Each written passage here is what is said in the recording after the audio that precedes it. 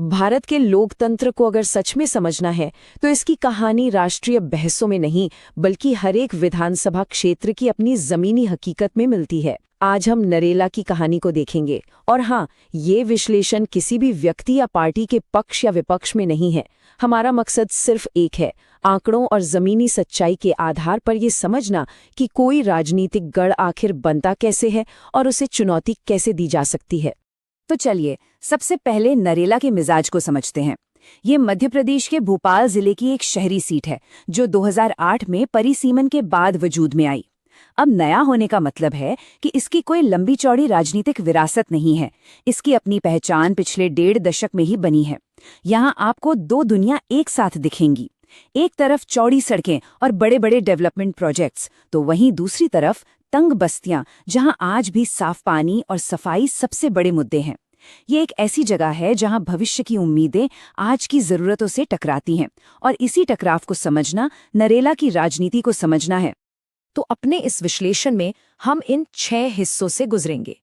हम नरेला की चुनावी कहानी को आंकड़ों में देखेंगे, फिर वोट शेयर के पीछे छिपे सामाजिक समीकरणों को समझेंगे, एक चैलेंजर के लिए क्या रणनीति हो सकती है उसका विश्लेषण करेंगे और आखिर में बात करेंगे कि एक भरोसेमंद शासन का मॉडल कैसा हो सकता है।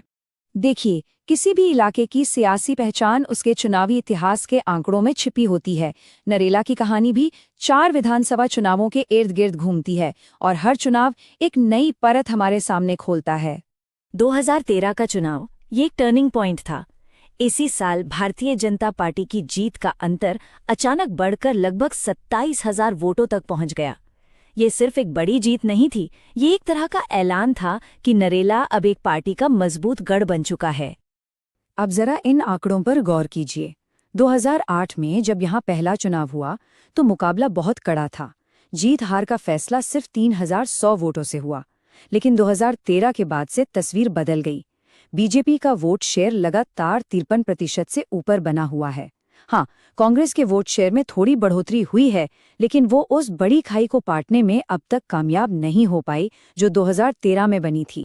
और इसी कहानी में एक और दिलचस्प बात है, वो है बढ़ता हुआ मतदान प्रतिशत। 2008 में जहां करीब 64% लोगों ने वोट डाला था, वहीं 2023 में यह आंकड़ा 74% को भी पार कर गया। तो इसका मतलब क्या है? इसका मतलब सीधा है कि नरेला के लोग अपने लोकतांत्रिक अधिकार को लेकर सजग हो रहे हैं और जब ज्यादा लोग वोट डालने निकलते हैं तो ये दिखाता है कि वो व्यवस्था से कुछ उम्मीदें रखते हैं। लेकिन आंकड़े तो बेजान होते हैं, वो कहानी का सिर्फ एक हिस्सा बताते हैं। असली कहानी तो इन प्रतिशत और मार्जिन के पीछे बसने वाले लोगों की है। तो चलिए अब इन नंबरों के पार जाकर उस मानवीय कहानी को समझते हैं। जमीन पर 3 बातें साफ सुनाई दे रही हैं। पहली, भले ही जीत का अंतर बड़ा दिखता हो, लेकिन अंदर ही अंदर मुकाबला धीरे धीरे कड़ा हो रहा है। दूसरी, बड़े विकास के वादों और रोजमर्रा की जरूरतों जैसे टूटी सड़कें और कचरे के ढेर, इनके बीच का टकराव बढ़ रहा है। और तीसरी और शायद सबसे अहम बात, बीजेपी के परंपरागत सवर्ण वोटर बेस में अब कुछ दरारें नजर आने लगी हैं। ये आने वाले वक्त की राजनीति के लिए एक बड़ा संकेत हो सकता है।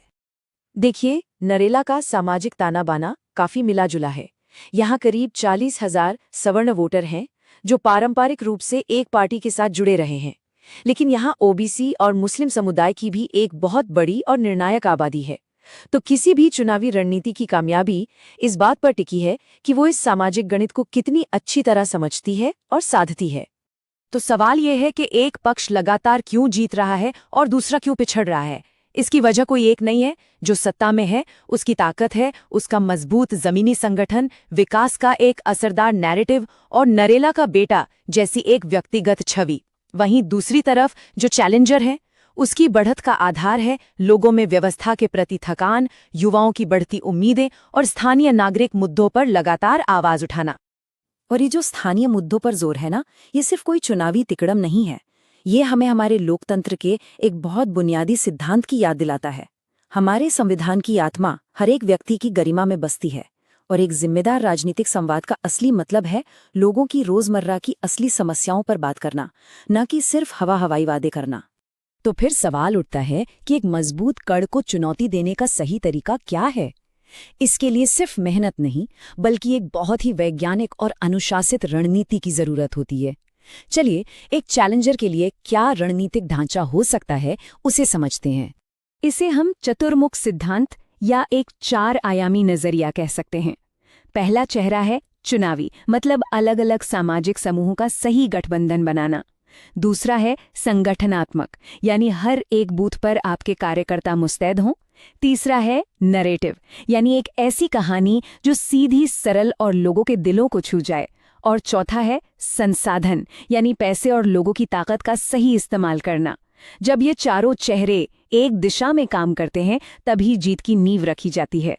किसी भी चैलेंजर को सबसे पहले तो ईमानदारी से अपनी ताकत और कमजोरी को समझना पड़ता है। हो सकता है आपकी ताकत एक राष्ट्रीय पार्टी का नाम हो और अवसर हो लोगों में मौजूदा व्यवस्था के प्रति थकान, लेकिन आपकी कमजोरी एक कमजोर स्थानीय संगठन या संसाधनों की कमी हो सकती है। और सबसे बड़ा खतरा है सत्ताधारी पक्ष की व्यक्तिगत लोकप्रियता और ध्रुवीकरण की राजनीति का। तो पूरी रणनीति का निचोड़ क्या है?